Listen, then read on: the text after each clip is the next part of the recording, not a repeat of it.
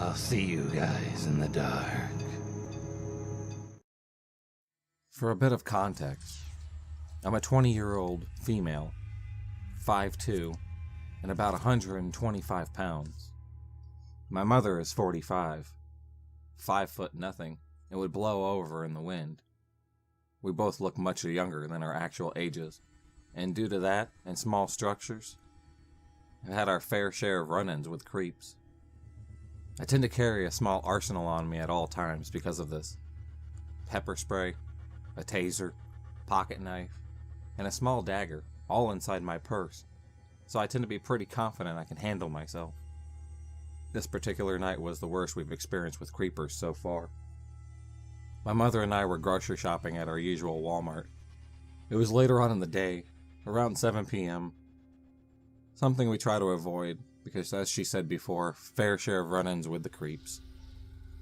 We just pull into the parking lot and begin our trek inside when I spotted 5 young men, older than myself, but still young, standing outside the door and laughing, smoking right there by the front door. I pay no mind when they glance at me and my mom, and we walk inside for the carts. The men all head inside now, and again I shrug it off, but I keep a mental note of their faces. I tend to be on the paranoid side. We head inside, moving straight for the grocery section, and as we shop, I keep noticing 2 or 3 of the 5 men are all in the aisles we got in. Alarm bells start to go off, but I push the paranoia aside and just keep my head high as we walk. Most of the time, confidence puts the creepers off. I make sure to go down a few random aisles just to test it, and sure enough, at least one of them is always there. Well, my mom starts to notice as well.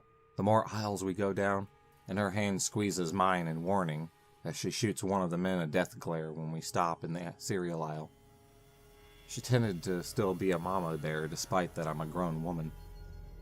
The guy who's now moved about 2 feet from our cart just glances over and smirks at her. He's tall, lanky, with short, dark hair, partially hidden under a ball cap, and a pointed rat-like face. Mom just narrows her eyes unnerved as his response to look at her, and shoots me an unsure glance. I shrug, shooting a look his way before moving around him to grab a box off a shelf a little ways away. The hair on the back of my neck prickles suddenly, and as I turn around quickly, I jump when I see another one of the guys. This one is blonde, shaggy with oily hair hanging to his chin, with his hands tucked in a gray reflective material Punisher hoodie. He is staring up at the boxes, but a smirk was on his face as he directly stands in my path. My stomach flips, and I grip my teeth as I snap. "Excuse me!" I try to go around him, but he just moves in my path. A glare is shot at him now, not finding his antics funny, and Mom, seeming to notice, comes to my rescue by pushing the cart directly between us, asking, "Are you ready?" I nod, and he takes the hint to move now, smiling with yellow teeth as he nods to us. Mom only glares, grabbing my arm and hustling us to another aisle. Again and again, we run into these guys, and once finished shopping, I'm afraid they might try to follow us outside, so we begin roaming all over the store, taking different routes and aisles. We seem to lose them after a while, and we both relax, figuring they gave up. We head to the checkout, our Walmart having a self-checkout line made for grocery strips, so we start checking ourselves out. Halfway through unloading our items, I get that hair-standing feeling again, as I turn only to notice in the lane right next to us is, you guessed it, the same 5 guys. My stomach drops, eyes moving to my mom, who stares at them with wide eyes and a furrowed brow. Trying to shake it off, we take our sweet time ringing things up. We figured, as seeing that the guys had no more than 10 items between them, and we had a full cart, they would move on faster. Wrong. It seemed no one else had decided to check out in our lanes, so they would go as slow as they'd like, and boy, did they. For the next 15 minutes, they stood there, just watching us as we rang up our groceries, and every now and then, ringing things up. Mom grabs my arm, and we share a look. I shake my head, starting to get freaked out, as Mom starts to panic, grabbing her phone and calls my dad. In her state of panic, however, she turns and wanders a few feet away. Not her best moment, she admits. And when I turn to ring up the last of our things, Ballcap Guy is standing right there. We stare at each other, him grinning with gross stained and messed up teeth. I only glare, dropping the chicken in the bag before reaching for the last item and ringing it up, still glaring at him in a stare now. Mom, now off the phone, hurries back over, only to see Ballcap Guy standing there while the other four sit on the benches, located just 3 feet away, watching us. Ballcap Guy simply takes an empty Gatorade bottle he'd been holding, and he chucks it into the trash can by the register without breaking eye contact before he turns to go and sit with his friends. Keep in mind, they had a trash can right by their register as well, completely empty while ours was almost full. Mom and I, knowing what to do, started fiddling around hoping they'd get impatient and leave. Nope. As we pay and get our receipt, they are still there, so Mom grabs my arm and steers me towards the customer service, telling me that my dad told us to have security walk us out. The guys move and walk out once we head over, and I feel relieved they finally had left. The ladies at customer service were amazing and very understanding, and stood with us the whole time while security, a big man with a calm and confident persona, came over, took their descriptions, and went to the front doors on both entrances to make sure they weren't still around. When he got back, he told us he went out to the entrance. He found 5 guys matching their descriptions, hanging around the front of the building out of sight, unless you walk out of the door and turn around. He said the minute he saw them, they took off, and he promised to walk us to our car and let the officer outside know what was going on. We thanked him and the ladies, and thankfully made it to our car with no problem, and we haven't seen those men again. So creepy guys who stalked us at Walmart, let's not meet ever again. I grew up in a fairly rural area outside of Relay. It took us close to 30 to 45 minutes to get anywhere good. Needless to say, when I was right around that age, the town we were in built a new library. Coming from an avid reading family, we were all thrilled. On average, my mom, an older sister, and I would take 1 to 2 trips weekly to the library. It held a fascination for all of us. My older sister, let's call her Babs, used to come, pick out a few books, and spend the rest of her time on the computer there printing off fan fiction and stuff related to her favorite fandom, Charmed. I spent the majority of my time in the YA section and went through about 3 to 4 books a week. We were homeschooled, and therefore spent a lot of time reading and doing other stuff once our schoolwork was finished. Mom would always spend her time in the romance and non-fiction sections and grab a big stack of books and pick which ones she wanted by reading the first few pages of each. We had known the library and a lot of the regulars, and were in a very safe rural town in NC. No reason to be alert. The layout of the library was entirely open. Imagine a large school gymnasium that an architect built, with 3-story high roof and tons of natural light, and you had your library. You walk in, and the checkout is immediately to your left. YA section, and kids in front of that. Straight ahead is the computer bank. Then to the right are all of the adult books, fiction, non, etc. Then around the entire edge were small activity rooms, and reading and study rooms. This particular day was like normal. Babs went to her couple of books, and Mom off to her section, and me to mine. Now I used to sit on the floor and go through the books one by one, reading the jacket, then the first few pages of it caught my fancy. Super annoying habit that I don't have anymore. I remember being camped out on the second aisle closest to the door for a while, and then feeling like I was being watched. Keep in mind, I was in the young adult section. I didn't pay too much attention to it until I decided I had gotten through enough books on that shelf, and I wanted to switch to the other side of the bookshelf. I stood up to walk to the other side, grabbed the couple of books I had chosen, and become aware of this dark-haired fellow at the end of the aisle, a book in his hand, not reading, just watching me. It was like he was staring past the book and watching me. I didn't pay much mind to it and moved to the next aisle over. A few moments later, he had followed. I figured that was probably another teen and was looking for books, so I kept sitting on the floor and reading book jackets until he had gotten closer. It all happened very quickly, where one moment I was reading book jackets, and then he moved to the same aisle as me. I had brushed it off. I almost had enough books at that point to make it to my next library visit, and one computer for 5 people in our house, and books were my joy and only entertainment, so I was very serious about it.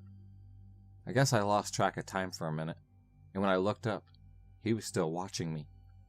At that point, I got creeped out, to the point I had goosebumps.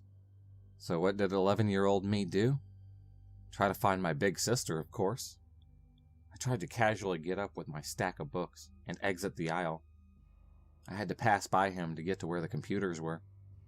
I tried to pretend I was interested in the top book of my stack.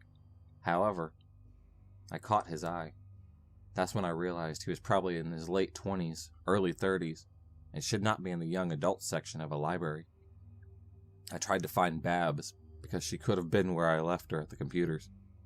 But lo and behold, she was not there where I left her. This is pre us having cell phones. No one in my family had had one, except Dad for work. So then I start to panic. Because when I turned back to the YA section, the dude was still clocking me. I scanned around and don't see Mom anywhere. I kept walking to the grown-up section and scanned down the aisles until I found Mom sitting in a corner in an armchair reading. I beelined for her. My mom is probably the coolest cucumber on the planet. When my dad passed away, she just called me and let me know he was in the ambulance. It was not alive, but that I needed to come to the hospital. She also has never overreacted to anything in life before. Here comes severely panicked me, trying to play it cool.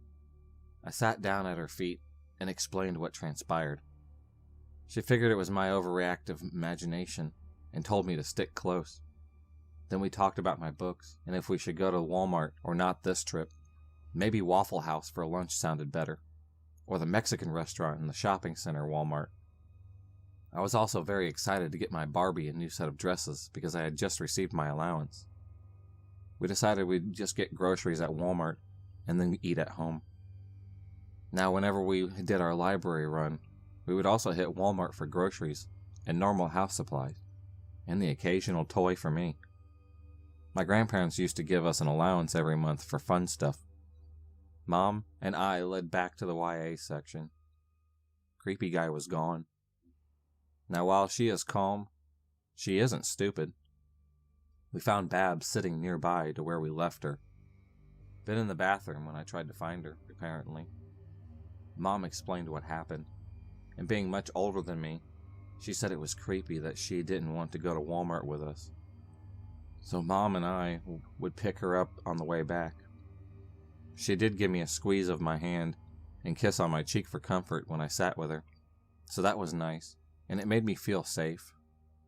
Mom then agreed, and she and I checked out and got in the car and went. Now, I'm not saying this is safe, but it was a different time. I was a free spirit, and I roamed around, and Mom let me. I quickly forgot about the creepy guy once we got to Walmart, and got excited about spending some of my allowance. A new outfit for my Barbies. The way our Walmart was set up, the toiletries and bath towels, etc., were across from the toys, so Mom was nearby getting shampoo and the likes. She let me roam into the Barbie and doll aisle, which was very close by. I turned the corner to the Barbies, and wham! There is the same dude from the library, standing next to the Barbie clothes. I froze. I basically was having a flip out before I realized I had to leave. He took several fast steps towards me, and started to ask me if I liked Barbies, and I didn't say anything, but got really interested in something at the end of the aisle. Then a few minutes later slunk away to find Mom and bolted. I ran and found her, and then explained he was here at Walmart. She left her cart. I followed her. She moved so fast. She caught him at the end of the girls' toy aisle and asked if he liked messing with little girls, and that if he didn't stop, she was calling the police on her phone, and held out her hand over her pocket. The dude and her had almost a standoff before he finally just held his hands up and got himself out. Now, my mom has never in my life left a cart at a store, but she left that cart, and she and I ran to our car. Dude nowhere to be seen, and drove to get Babs at the library. We did not stop anywhere, but got back to our neighborhood. My dad was working 5 states away on a contract, so we went to the landlord's house and told him what happened, and stayed there until he could go check out our trailer and the surrounding property, because we figured if this dude followed us up to Walmart, he might follow us home. Nothing happened, but I sure as hell didn't read those books I got that week. I had forgotten about this recently until speaking with Mom. So dude who was stalking an 11-year-old in the YA section at the local library, let's not meet. I used to work at one of those 24/7 Walmart supercenters. I was right out of high school and worked as a cashier for 2 terrible years where I was subject to all kinds of abuse from customers and coworkers alike.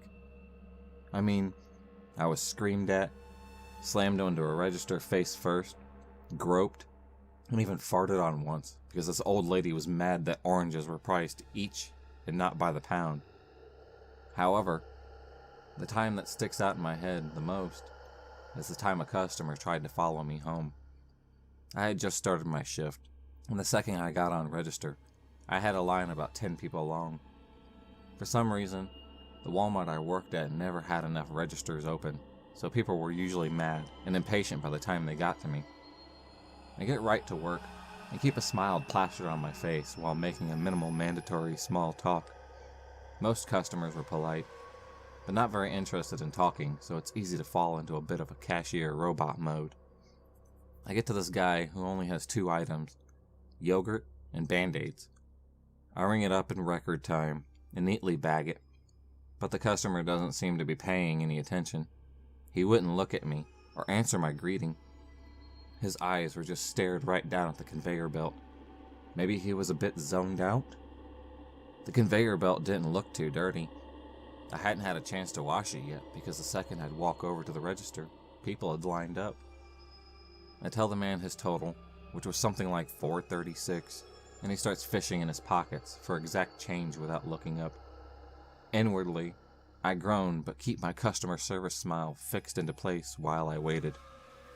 He is wearing one of those muddy brown denim jackets with lots of pockets, and as he riffles through, I keep catching whiffs of stale BO and cigarettes. His hands were pretty dirty too, and all dried from the cold weather. He dumps out an assortment of change on the counter, still not looking at me, and I begin to count it up. Everything is uncomfortably quiet. I can feel the eyes of every customer waiting in line boring into me, all except for the guy who was digging in his pants pockets. He was about 30 cents short. I let him know once I was sure he wasn't going to find any more coins. It was then that he looks at me, making this scrunched up face. His eyes were very dark brown, almost black, and they pierced right into me, as if he thought I was lying or something. While he was watching, I counted everything again. It's only 30 cents short. Can't you just give me your employee discount? No, that's against the rules, sir, I answered apologetically. Want to put something back? I wasn't about to get fired for giving someone my discount. He wasn't the first person to ask for it, but most people pretended they were joking. He wasn't joking, though. No, I want them, he said, glaring at me. I was beginning to wish he'd start staring at the conveyor belt again, instead of at me. He was making me pretty uncomfortable. If I'd had 30 cents in my pocket, I would have paid it up myself just to get this guy to leave. He reaches over to take the bag, but I turn the little bag carousel so that he can't. I know you get a discount. Just plug it in. He completely blows up at this point, but I just shake my head and look at the other customers. People are watching, but no one does anything. This is just something that's inconveniencing them, even though I'm actually pretty scared. I'd already started flashing my register light so that the CSM would come, but they were notorious for taking their sweet time. I'll get a CSM, but it might take a few minutes, I nervously offer, but the man just goes off and goes on about how it's not that much and he needs it. He leaves before the superior comes over, grabbing all of his change and shoving it into his one pocket before stomping off. I'm relieved that he's gone and continue to work in uneasy silence. Everything to go on as normal. My shift ends at midnight, and I managed to clock out on time for once. I didn't have a car. It would normally call my mom to pick me up, but she was out of town, and it was too late to call anyone else, so I decided to walk rather than waste money on a cab. I only lived about 20 minutes away, and felt pretty safe walking because you didn't really tend to run into other pedestrians at that hour. After a few minutes of walking, I noticed a car was driving slowly behind me. The speed limit was 45, and this car was probably going about 10 miles per hour. I had a gut feeling and walked a little faster while trying to rationalize it. It could have been someone who wanted to offer me a ride or just get directions, but no. However, it stayed behind me and did not try to pull up next to me at all, even though they were going really slow. After about 5 minutes of this, the car finally turns off into one of the neighborhoods. I was relieved, but it was short-lived. The driver parks his car on the curb and gets out of his car, then comes jogging up to me. I realized immediately that it was the yogurt guy. He's wearing the same exact muddy brown jacket and is staring at me with those dark eyes. I turn around and start jogging down the sidewalk, and he just jogs up right next to me. I can actually hear the change jingling in his pocket. He doesn't say anything at first, so I just try to run faster without slipping. Had this guy been sitting in a parking lot for hours waiting for me to get off work? Apparently so. I feel him staring at me and turn my head to look at him while still running as fast as I can on the ice. "What color is your underwear?" he asks. This question horrified and disgusts me. So my immediate reaction was, "Don't be a creep," and I punched him right in the face. It hurt my hand like a bitch, but he stops running for a second and bends forward a bit, clutching his face. "I swear," I heard him say. "Okay," but I just keep running, and I'm too scared to look back. I'm not sure if he kept following me after that, but I didn't run straight home because I was scared of him figuring out where I lived. When I did make it home, probably about an hour later, I went to my landlady's apartment first and told her what had happened. I was really shaken up, and I told her that if she saw a suspicious guy around the building, she should call the police. My mom was out of town, and she didn't answer my calls, so I watched Disney movies until I was calm enough to go to sleep. The next day I told the managers at work what happened, but they didn't care. In hindsight, I probably should have called the police, but I was young, and I thought that if it was necessary, management would have told me to do it. I felt pretty angry that they didn't take me seriously, or care that I was scared. I wanted to go home early because I was scared that the guy would show up again, but they told me no, and made me go back to work. I quit shortly after. I never did see the guy again, but it's been about 10 years, and I'm not even sure I'd recognize him if I did. Even so, yogurt guy, let's not meet again. I was out one night, having myself a little shopping trip for a weekly grocery pickup at my local Walmart. I actually prefer shopping late at night, as I am not really fond of crowds or people, and is very quiet around 1 a.m. in a relatively small town. I had bought myself a pack of cigars, and decided to have one in the parking lot before going home. That might sound odd, but I'm a bit of an unsocial shut-in, so relaxing out of the house with a cigar and a can of Monster is pretty nice for me. I was leaning over the hood of my truck, puffing away when I heard a rather beat-up sounding truck pull in a couple spots behind me. At first that wasn't really any sort of big deal, as I live in the South, and beat-up old trucks are everywhere. After the truck shut off, I could make out two people holding a rather heated conversation. At this point, there's still nothing to worry about, but I start carefully listening to their conversation. One of the guys was rather angrily berated, as he had apparently tossed something out of the window on the highway. That's strange, but as he went on it revealed more. Apparently, upon seeing the lights of a police cruiser coming up behind them, the one guy had pitched a rather sizable bag of drugs out the window. The anger of the two went on to complain about how that was all the money they had, and now they had nothing to sell. Once again, this isn't really anything out of the ordinary from where I live, and not wanting to attract any attention to myself, I refrained from looking back at them, and pretend to ignore them while smoking away. Then the quieter of the two, who I assume was one that had pitched the bag, said they would simply need to go rob some people in order to get another batch. At this point, they had my full attention, as there was an officer stopped at the front of the store who I would inform of the situation after they drove away. Things took a bit of a sudden turn when the quieter of the two said, "What about him? He looks like he has money." I'm literally the only person standing out in the parking lot at this time, and it doesn't help that I was parked at the back of the lot. I heard the rather squeaky door of the truck open and then close, and the distinct sound of an assisted opening knife pop open, slightly covering by footsteps. I adjusted my position and swapped my cigar to my left hand, intentionally rotating my right hip towards the individual approaching me. Moments after, I heard the footsteps stop and begin headed in the other direction. Thankfully, I do live in a state where open carry of firearms is illegal, and being a rather paranoid person, I always carry my 1911 when I leave the house.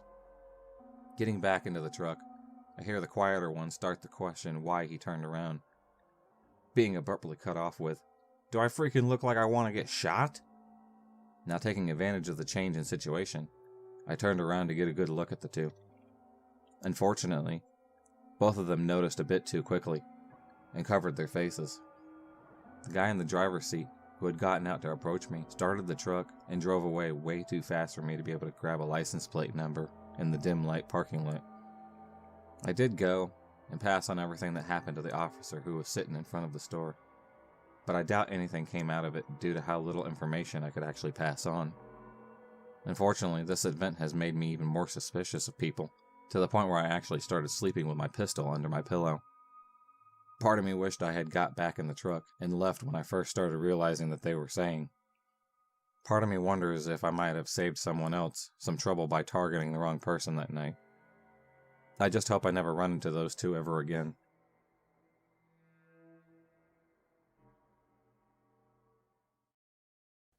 If you enjoyed this video, please subscribe, like, and hit the bell for notifications on future videos, and become a stalker of the night, and I'll see you next time.